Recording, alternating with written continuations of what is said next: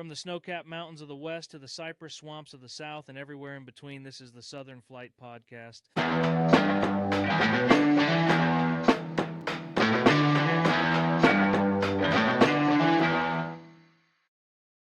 You're listening to the Southern Flight Podcast. I'm Robbie Nelson, and today's guest is Mr. Will Gaissert.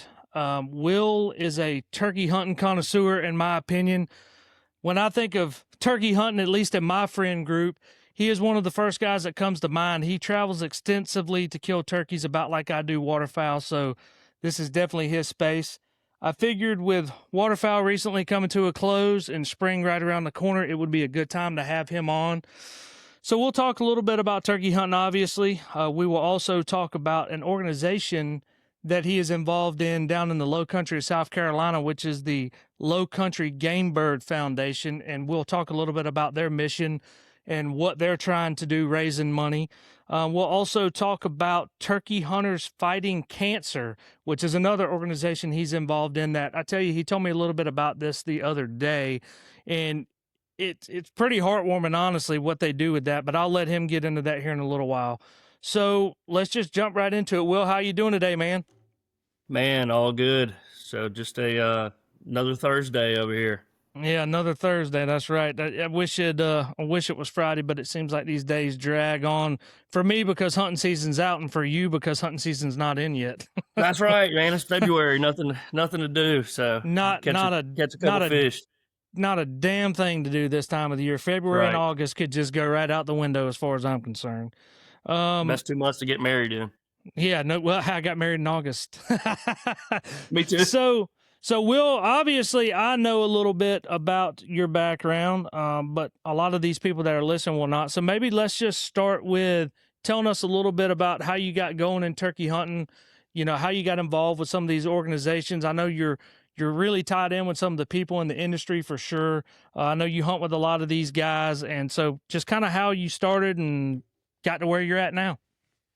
Yeah. So I grew up in a hunting family. So my dad is really big into it.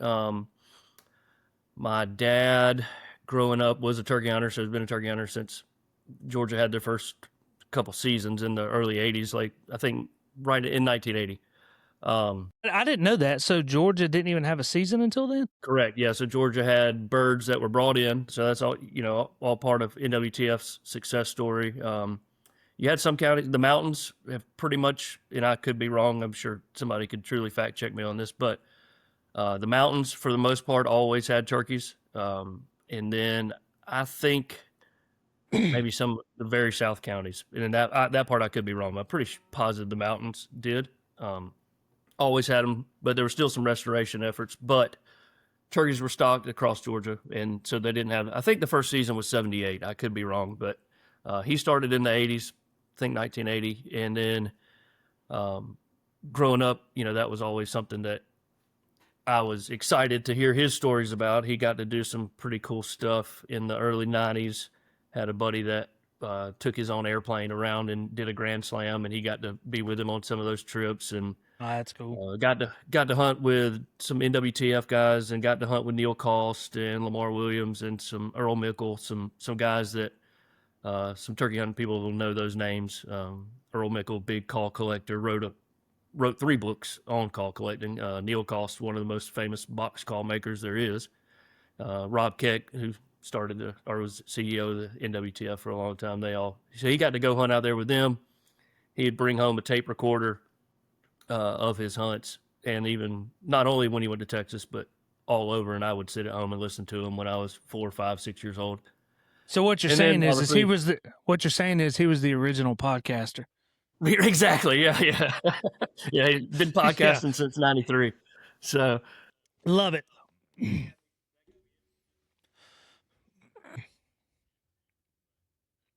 Got my gears going towards the turkey thing. And then I want to say I would go with him, at an early age. And then I'd yelp on a box call. I vividly remember yelping on a box call in 1997.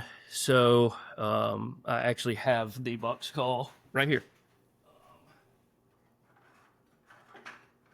So This box call was built on March 17th, 1997. Hold it up a Uh, little bit for the camera. I can't see. yep, yep. So There we this go. is a cedar box, and then I can't remember what the paddle is, maybe butternut, but the cedar is from Piedmont National Wildlife Refuge.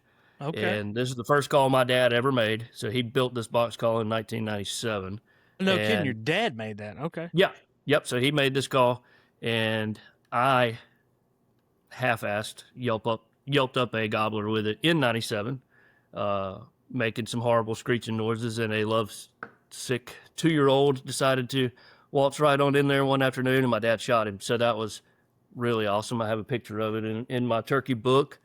So that was the first one I ever got to see get shot. And then I started carrying a gun, I don't know, probably when I was 10 years old or so. Shot my first one in 2004 in Macon County, Georgia, and been going after it ever since. So,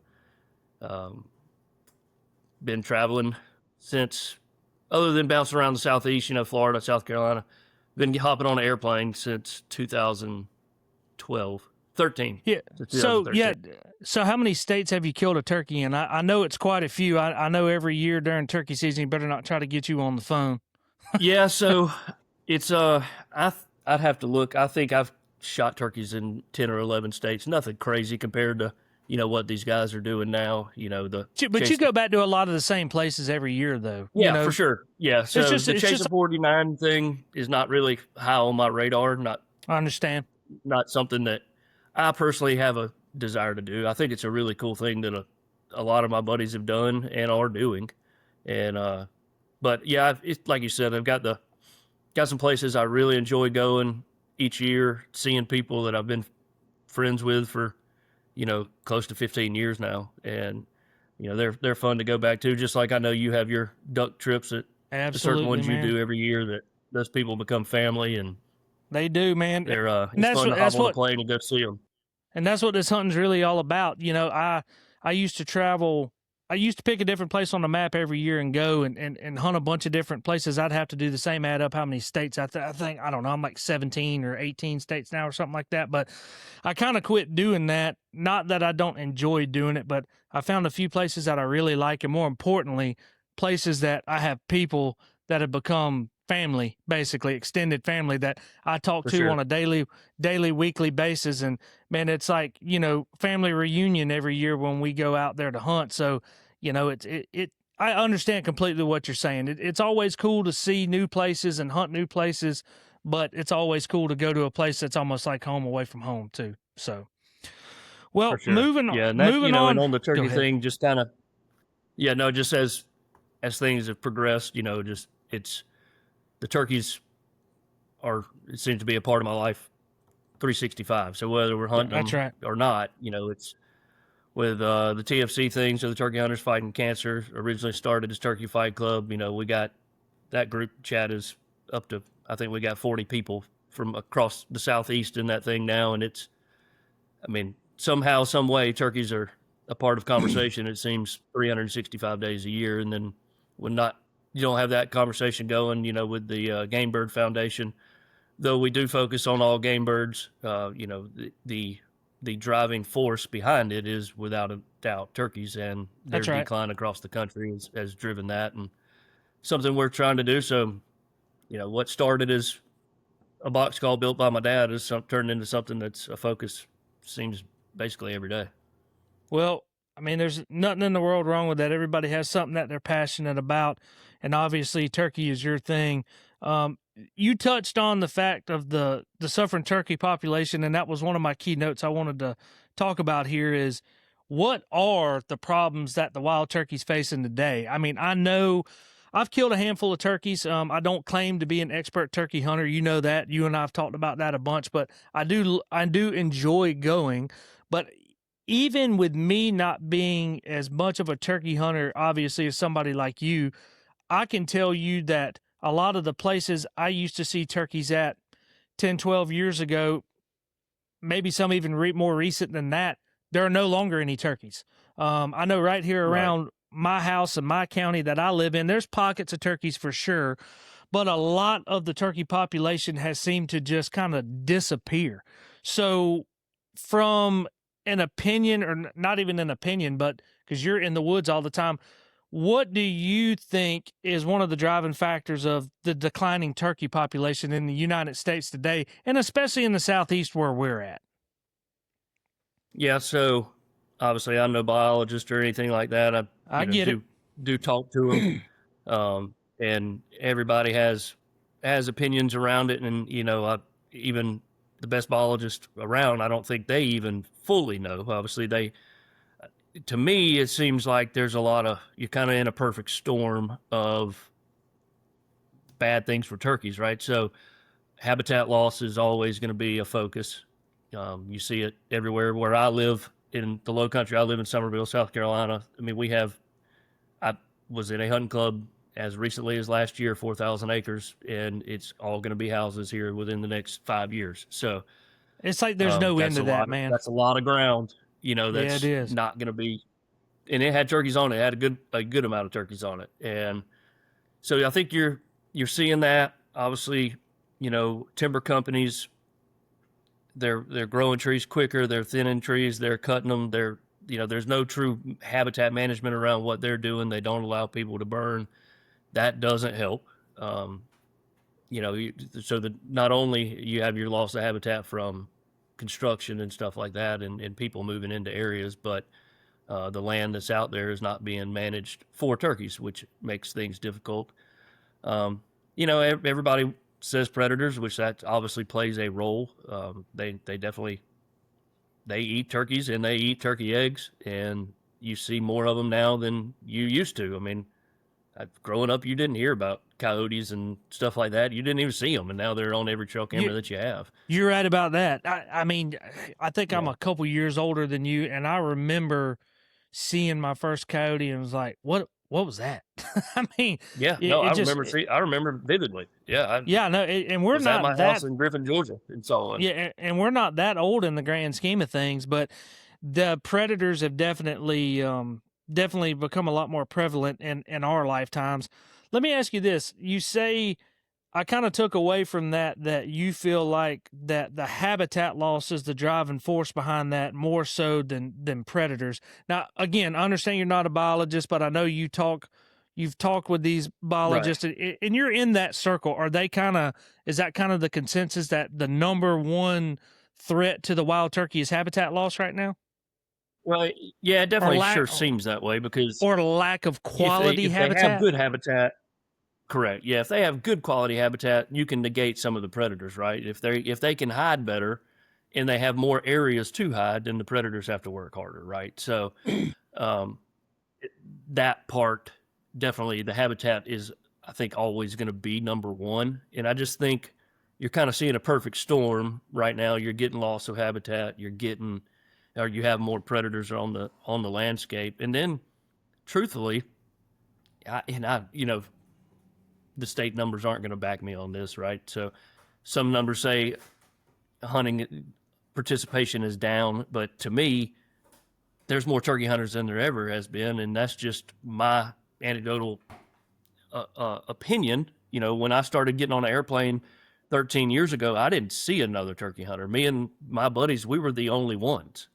And now, May 1st, you're hopping on an airplane, and there's 50 people on the plane that have camo on and are have a turkey collar around their neck, or they're going somewhere to turkey hunt. And part of it is, I think, that doesn't help. All these turkeys getting killed all over the place, and calling the kettle black here. I mean, I get on the plane to do it myself, right? So, but you're seeing that. I mean, in my high school, I was the only person that turkey hunted, and I went to a pretty big high school.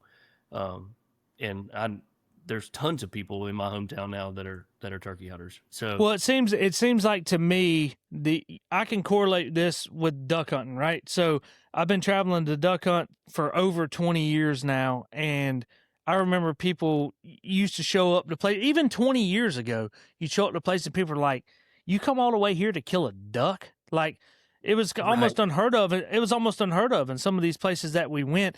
And the numbers say the same thing. You look at, they say duck stamp sales are way off compared to what they were in the 70s. But on a different note, they say that the days in the field hunted per stamp sold is a lot more. So if you've Right. got 100 guys buying duck stamps and they all go duck hunting one time, well, that's 100 days of hunting. If you got Right. 50 ducks, you got 50 duck stamps being sold and everybody goes 7 or 10 or 15 or 20 times, that's a lot more days in the field. So you can have less hunters but more days in the field, and I don't know that that's the problem with turkeys. I'm not even going to sit here and claim to know, but I understand the correlation when it comes to ducks. So one thing's for sure. I think one thing too, you got more participation, maybe less hunters, but like you're saying, they're getting out and doing it, right? But let's think about the technology side of it. When Dude. 2012, right? You get on an airplane, you're going somewhere. OnX doesn't exist yet, right? So you're going off a Google map, and then you're going somewhere and you're getting a map. That it's intimidating to go do that. And Absolutely. it kept a lot of people off airplanes. Now you go, where where you're standing, who owns it, you're in the correct place. And then on the turkey side, I went to a state this past year. I knew where I was going to be standing open and morning before I even, as I'm 2,000 miles away sitting on my couch. I can look at the topo. I can look at the fields. I can look at the woods. I know I'm looking at the property that I'm supposed to be on because I can see the landowner's name. And I know where I'm going to be standing the first morning I get there before, as I'm sitting on my couch 2,000 miles away. Yeah, and you haven't even been there yet. Yeah, I haven't been there. And I got there. We went and met the landowners. The next morning, I was standing where I wanted to be. A turkey gobbled 200 yards away, and I killed it. And that doesn't happen 10 years ago. I'm not saying, you got to get lucky, right? And so that part of it, it's not only are people going, they're very efficient. And, you can get on YouTube these days, and I watch it. We all do. You can get on there and you can learn how to turkey hunt. And I must people really don't go suck. in the woods. Yeah, I must people really go suck in the at woods it, brother. now. They get confident, or they go in the woods confident because, when I started, when my dad would turn me loose, every time you did something, you were thinking, I just made a mistake, and most likely you were. And now you can say, well, I've watched this person, blah blah blah. However many. This is what they do and have success, and I've watched them do it 100 different times. I know I'm making at least an educated decision, and most of the time it's going to be right. And people are killing turkeys a lot quicker and more efficiently than they used to.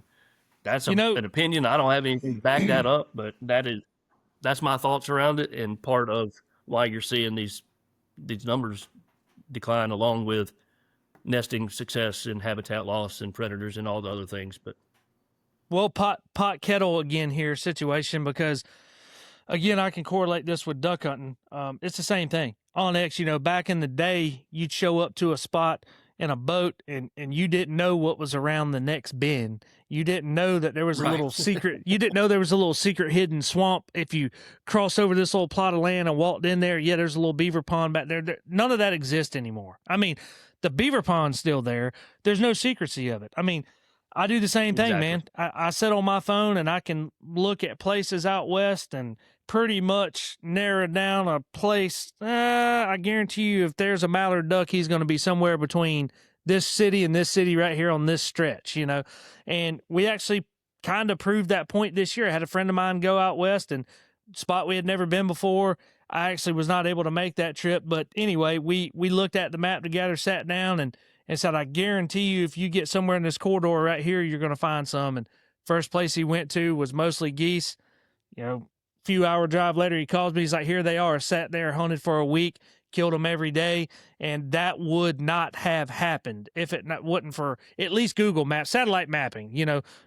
Map of choice for most of us is on X, but it's all satellite mapping. So, it's hard to hate on it when you use it yourself, because I use it. I know you use it, sure. But it does change the game, and it makes these animals easier to kill. So maybe, the lowering of these limits or whatnot is needed. Maybe we back off on how many we're killing if more of them are getting killed by individuals. If the success rates are higher, we might have to lower the number that we kill in order for this population to be viable for years to come. For sure. Yeah, and with the turkeys, lowering the limit is been a discussion for a while, and it's happening across the Southeast. And then moving the dates back is something that's, the science behind it is not new. The science, and I'm not gonna butcher these people's names or even try to name them, but there was biologists in the 70s and 80s that said we don't need to shoot these turkeys until they're done breeding. And it's just the fact that turkeys were exploding during that time across the country, and nobody really paid it any attention because it didn't matter at that time. People were shooting turkeys, and they were making more than people were shooting, and they don't do that anymore. And a hen has to produce 2 poults per hen for the population to stay stable. And if you look across the Southeast, very few hens are producing more than 2. Most of them don't even produce 2. And if you look back at those numbers, GON, in talking Georgia here, GON posts the numbers every year. You can look at what these hens were producing in the 90s and early 2000s. And when they were producing 3-4 poults per hen, yeah, you could go kill gobblers, and you could kill them early because they were getting replaced. And now they're not. So we got to do something. And the state can only control so much. They can only tell you how many you can shoot and when you can shoot them. Other than that, they don't have much control of what people do. And then, so they can't make people trap. They can't make people burn. Right. So what can they control? They can control the dates, and they can control how many you're allowed to shoot. Now, people might break those rules, but that's there's nothing they can do about that anyway. But, and I tell you, from a guy that is not as successful as a successful turkey hunter as you or other guys that put forth a lot of effort into it, the coon population, even I noticed, dude, like every deer lease I have here at the house where we used to have turkeys, and they're starting to get a few back around behind the house again here, but they kind of went MIA for a while, and I think a lot of that had to do with the habitat. It got a little bit too thick for them, I think. But it seems like the raccoon population's exploded, and I hear from these other turkey hunters, friends of mine, that trap coons, like, they say you need to get rid of some of these raccoons because they raid the nest and get the eggs and all that. I mean, do you think there's some truth in that? Oh yeah, I mean, definitely. Look, we all run trail cameras during deer season, and even during turkey season, but during deer season, 95% of turkey or deer hunters have a corn pile out, right? And people got cameras on them. And there's 6 little raccoons up there crawling. Yeah, oh yeah. Right. Yeah, and they're not, they're healthy too. So they're getting fed all year, just like the deer are. So, they're healthy, they're hungry, they're out moving around. And places I've gone out west, the raccoon population is absurd. I mean, seeing 15, 20 a day during the daylight walking across cornfields, which is just crazy. And the turkey population is suffered. I don't want to speak out of context here. I hope I'm not. I might need to fact check myself on this, but I think the state of Georgia kind of loosened the restrictions on trapping raccoons. I think there used to be like a trapping season on them, and now I think you can trap them year round now because nobody's hunting them anymore. The coon hunter's kind of gone to the wayside. Yeah, I think you are right on that. I think you do have to maybe apply for the license or maybe pay a little extra fee, but yeah, you can trap outside of the normal. I think the trapping season when I was doing it in Georgia was, I want to say, Thanksgiving to February 28th. And I think now you can get a license to extend past that. I don't know if it goes year round or, into the summer or whatever it is, but I'm pretty sure you can compared to the regular February 28th cutoff. Well, at least if that is true, and I'm going to fact check myself on that before I put this out, but if that is true, that is at least one thing that hunters can try to do to help themselves. For sure. If there's anything that's, no trapping is easy, but if there's one animal that's easy to trap, a foothold around a corn pile or a dog-proof trap around a corn pile, you will catch a raccoon or you will catch a possum. You might not catch 10, but you're going to catch some. And it's Yeah, super easy to do. They're super cheap. And you and can at least do most something. and most likely you probably already have them around your corn pile, so they're already used to coming there for deer Exactly. season. So at this point, deer season's over with. Go ahead and trap some of those coons to help these turkeys out. I mean, that's Yeah. one thing that Just don't think you're going to catch one and make a difference. No, I mean, no, but I mean, if everybody puts traps out and everybody catches 2 or 3, I mean, that's better than none. I mean, you got to start sure. somewhere. 100%. So, Oh, yeah. So kind of the transition from that, we'll come back to turkey hunting. I might hit you up for a little bit of tips and tricks for new guys or guys like me, even here at the end. But let's kind of transition over into the conservation organization that you're involved with at the Low Country Game Bird Foundation. So I know that from what my research has been, this is a relatively young organization in the conservation world. I think it was founded in 2022? Is that correct? All right. So, and in that amount of time, y'all have raised a pretty significant amount of money. Y'all actually have your yearly event coming up here down in South Carolina. I'll let you tell the guys about that. But start with your involvement in the Low Country Game Bird Foundation. What is the purpose of it? What is y'all's mission? Just take it from there. Yeah. So the Game Bird Foundation, you were right. We were started in 2022. So it was started by a friend of mine, Scott Rhodes. He has been involved with his family property down in Hampton County for quite a while and doing some conservation stuff down there. He is a forester and helps people, all across South Carolina, the Low Country, into Georgia. So something he's been passionate about for a long time. And then we've had this, or he has had this event, the Low Country Turkey Invitational, that for the longest time was going to help QDMA, which is now National Deer Association, NDA. I think it started the first couple hunts or the first couple invitationals went to Tall Timbers. Then we started with QDMA over to NDA. And then as it grew and so much money was being raised, also aligned with the turkey population decreasing in the Southeast, it was like, hey, so let's start something of our own that can be focused on turkeys or have turkey as the driving force, right? So Scott started it in 2022. He included myself and 5 other board members to come along and help kind of grow it. So, you asked about our mission. So the actual mission statement of the Game Bird Foundation is promoting the conservation, management, and traditional hunting practices of North American game birds.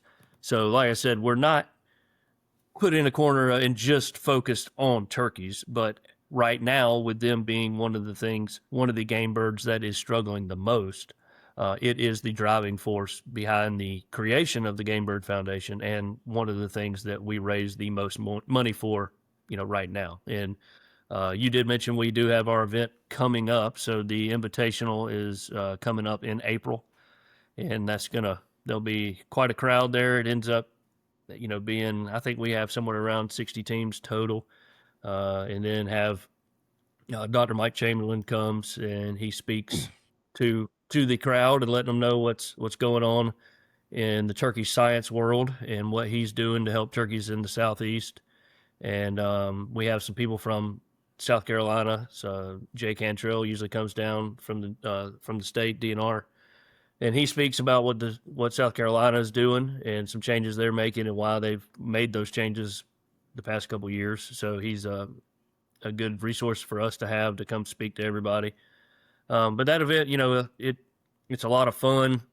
It's a ton of fun. We have people from several states come, from Arkansas, Mississippi, Georgia. Obviously, there's tons of people from South Carolina. Have people come up from Florida. So it's turned into a really big deal where we raise a lot of money for game birds. And like I said, right now, most of that money goes back to turkeys, but we have done some other projects to help out ducks as well. So. Yeah, I know. I saw you sent me a list. I'm going to pull up my phone right here, and I won't go over all of them, but you did send me a list that says y'all have awarded over $250,000 since 2022, which, folks, is a pile of money. If you think about an organization starting from scratch and then raising $250,000 in a couple of years, I mean that's a pretty big feat, by any standard, but especially when it comes to hunters, which also leads into saying hunters lead conservation.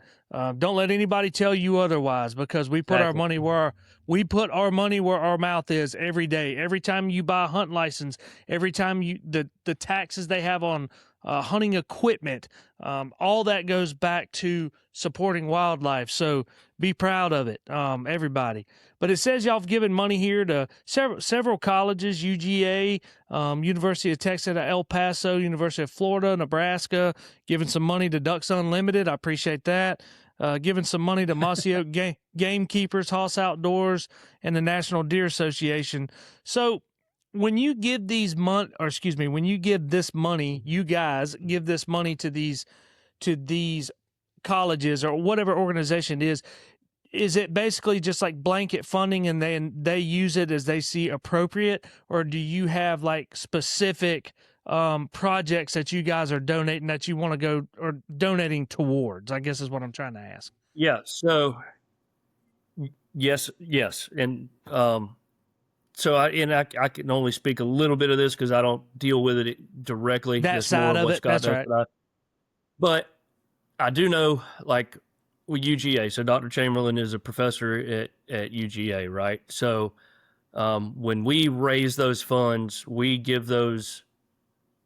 We write that check. We don't write it to the university itself, even though the university is using the money. But Chamberlain he has us write the check a certain way so he can use the funds for turkeys. If we write it to UGA, then UGA says, okay, we got a $20,000 check.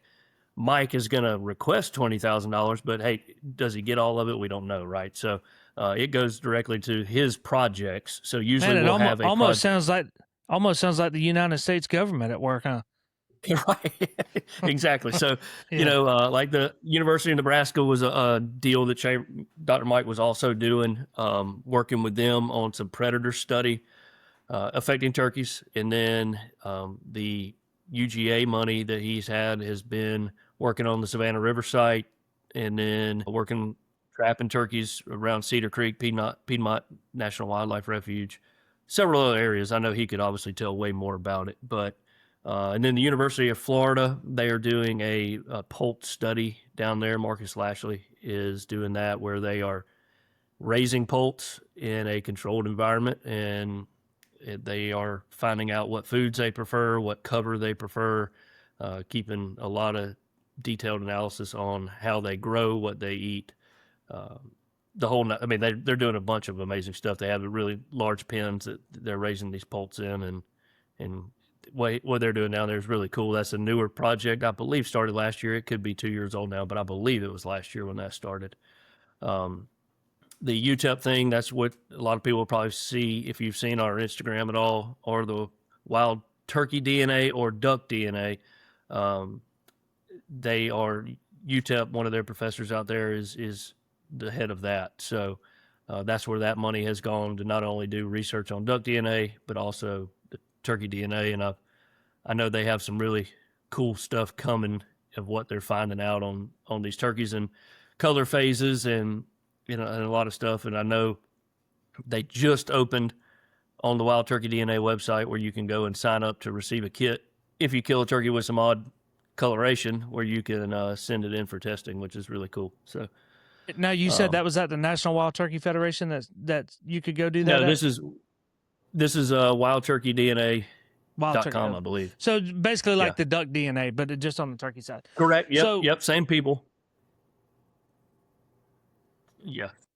I brought up, I guess I was getting ahead of myself. I saw that the Low Country Game Bird Foundation just won an award at their convention last week. Can you talk a little bit about that, or do you know much about that?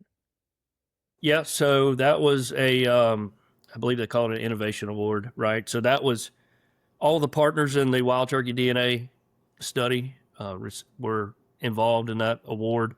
So that would be us, Ducks Unlimited, NWTF, and then I think UTEP's involved. I mean, I know UTEP is involved. I think they're listed as a partner. I know there could be more found on the website, but yeah. So all the partners of that DNA study were recognized at the convention, and we had our own Jason Hart there to accept the award on our behalf. So pretty cool thing for, like you said, something that's only a few years old. Yeah, no kidding, To no have kidding. Yeah.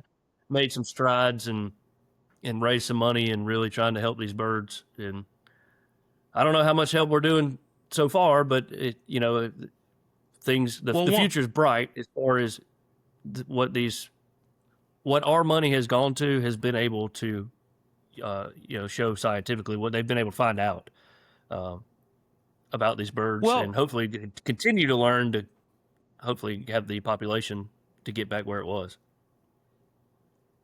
Well, I think that what y'all are doing sounds like it's great work. It seems like the money that is being raised by your organization that you're a member of there is actually going back to the mission, right?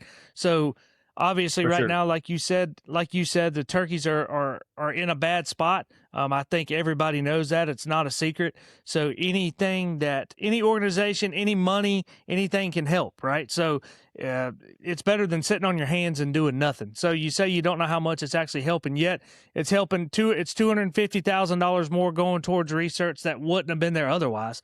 So, and you're only a few years in. So hopefully you guys can continue to grow that, take this thing to new heights every year, and hopefully help be a part of turning this turkey decline around ultimately in years to come. Before we move on to TFC, the guys that want to learn more about the Low Country Game Bird Foundation, maybe want to follow you. I know y'all have some socials out there. If they want to get involved, maybe donate, just how can people find you guys?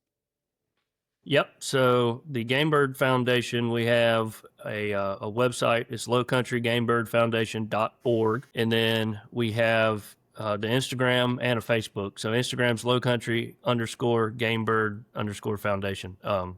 And then the Facebook, if you just type it in, it'll pop right up. So this is our logo. It's got a turkey. Everything's around the wording around it. So we're easy to find. And a lot of the stuff with our partners are posted on the accounts, plus some stuff that we have going on as well. So you can find out all about it. The website is updated, was updated recently, so everything's up to date there. You can donate there, and then, like I said, find out all the projects we're doing on the socials. Well, guys, I encourage y'all to go to those socials. Give them a like, give them a follow, share it with your friends. Go check out the website, donate if you can. If you can't, share it with somebody who can. I mean, every time if you share it on your social media, you never know who may see it that may want to get involved and have the funds to be able to do that. So I want to encourage all y'all guys to go do that. So moving on from that, you're also involved with TFC, which we touched on a little bit earlier. So tell us a little bit more about what that is and what your involvement is in that. Yep. So TFC started 2013 as a group chat, right? So, good friend of mine, Michael Boozer, included a lot of people on a group chat back in 2013, and it kind of went down and narrowed down to 12 or so people that, and at that point, I wasn't even still involved but I always stayed in touch with those people and have gotten back involved with them when I moved to South Carolina 8 years ago. So it really started out as Turkey Fight Club, right? That's the original TFC. It was a group text about killing turkeys and a pissing match in a way of who can be the best. And as things have evolved and as people have evolved as sportsmen, it has turned more into what we can do to help others. So and obviously help turkeys as well, right? So the piston match has kind of gone from how many can we kill to how many can we save. But also we've had some members in TFC that were that had cancer And so as things have progressed, we started raising money for them years ago, and we kind of did a good job of raising a decent amount, and helped the family be able to travel to Texas and get a stay and help with some bills, and then had another member get testicular cancer. So we got together and raised some money for him, and did a pretty good job. Raised, I can't remember the exact number, but $30,000 or so. And then, Yeah, we're not lo talking and about behold, raising $50. Yeah. right, yeah. So, and then a couple of years later, daggum, if he didn't have it come back, and then we put the forces together again, and we raised some more money, and raised way more than $30,000, and was able to really help him out. And so that kind of changed the focus of, the group chat still exists. It is still for Turkey Fight Club in a way, but it's also Turkey Hunters Fighting Cancer. And it's something that we do take seriously, and it's something that we are proud of, the fact that I believe, and I'm not going to give you an exact number, but I was talking to Boozer earlier. We have at this point raised just below $600,000 that we've given That's to people. incredible. Right, so it's wild. That's incredible. That we've given to All people. for hold on. I don't think people, if you don't understand this, what he's saying, I mean, a group hunting chat, a hunting group chat, like a text chat right here on your phone, raising over Yep. $500,000 for cancer. Not necessarily just for cancer, but for people fighting cancer. To help Correct. take the burden off of them and their families in a very big time of need, which is incredible. Yeah, so it's been wild. So it's I need y'all for a marketing team, by the way. Yeah, so it's really cool to see everybody come together, and man, it just seems when we need it, or somebody needs it, we've been able to offer. Some people have offered hunts and stuff like that to help raise money, and we've had people donate all kind of stuff in auctions online and things like that to help raise money. And you hate why you're doing it. You don't want anybody to have to go through that, but if they are, we surely want to help, and luckily we've been able to help some. And like I said, it's wild that it's been to that degree and that much, and we have no plans of slowing down. So we have one of the very first people that TFC ever raised money for, if not the first, when he was a young man, a kid. He had cancer, and we raised some money for him, and lo and behold, he's had some difficulties recently and having to get a kidney transplant, and we were able to raise some money pretty quickly for him and send it over to help his family out. And he was he's currently going through the process to get that kidney transplant. I know they were doing the MRI today for the donor, so hopefully all of that went well, so he can continue to get the treatment that he needs. And we're going to keep raising money, and hopefully we don't. You always hope you don't have to raise anymore, but unfortunately, as life goes, those things are going to come up, and we're going to keep helping people as we can. Like you said, you hate the reason why you're having to do it.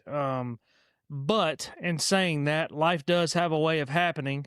So, if the guy's got to have a kidney transplant, it would be much, I'm trying to figure out how to word this. It would be better to go through that, not, feeling like you had some sort of financial help, because we all know how much healthcare costs today. So to take some of that stress off of your shoulders, or off of a parent's shoulders that may not know how they're going to be able to pay for that, is a beautiful thing. So I think that's great. I think that's great work y'all are doing there as well. Now, I remember from a conversation we had the other day, you said that y'all don't just typically just do random fundraisers and just sit on all this money with it not being allotted to somebody. So it's kind of like, and correct me if I'm wrong, but it's kind of like when you have somebody that comes to you that has this problem, that's when y'all start doing the fundraisers or whatnot. Is that correct? That's right. Yeah. So I mean, we obviously, have the nonprofit and everything set up, but it's not, it's not something that we're trying to go raise $100,000 and sit on it all year long, waiting to find somebody. But it's, if somebody needs some help, we've had people reach out, and you know, we've helped. So let me ask you this: for guys that may want to get involved in that, support that in the future, I know you might not have anybody right now, but let's say 6 months, you may get a phone call tomorrow, right? You never know. But if Sure. for the next phone call that you get and you need to sell that hunt or need to raise that money to help this individual out, how can guys find out how to get in touch with you when that's going to happen? Yep. So we do have a Instagram page. I believe it's official TFC. And, if there's ever anything where we need some help, it will be there. So that's our only social. We don't have a website, and we don't have a Facebook. It all goes through the TFC Instagram account. And like I said, if there's ever anything where we need the public to help out, that will definitely be the place to find it. Well, guys, I encourage y'all to go check out that at the official TFC. Just, go ahead and give that page a follow. And, it might be 6 months from now, a year from now. I hope it's never. But odds are, with the way things are nowadays, I mean, at some point they'll probably need some help. And I believe that'll also be a good cause. And I want to let y'all know, I've actually known Will a long time now. So I believe what he says. I believe the organizations that he is involved with are, legitimate organizations. I wouldn't have anybody on here that I didn't believe was. So y'all go give, the Low Country Game Bird Foundation a like and follow. Go to their website, check them out, and then check out the official TFC on Instagram. And Will, it was good to have you on, man. I know that the season is coming up soon for you, so I wanted to go ahead and get you on now before your event, but also before turkey season, because I know I won't be able to get you again until sometime afterwards. That's right. Yeah, we what's today, the 19th, so we head to Florida in about 3 weeks or so. So and then from then I know until I have a 2-month-old at home, so I might not be going as much this year. So might be a little slow year for me, but we are going to Florida, and then we'll kind of bounce around. I'll believe that slowing down when I see it. That's what everybody said when Harper was born for me. That didn't work out that good. Anyway, well, man, Right. I appreciate you coming on. I have a few things planned, but hey, there you go. Well, I appreciate you coming on with us today. And for y'all listeners at home, I appreciate y'all listening to this. We'll have another episode out here probably in a week or so. I've got a few good guests lined up, so y'all stay tuned, and we'll see y'all then.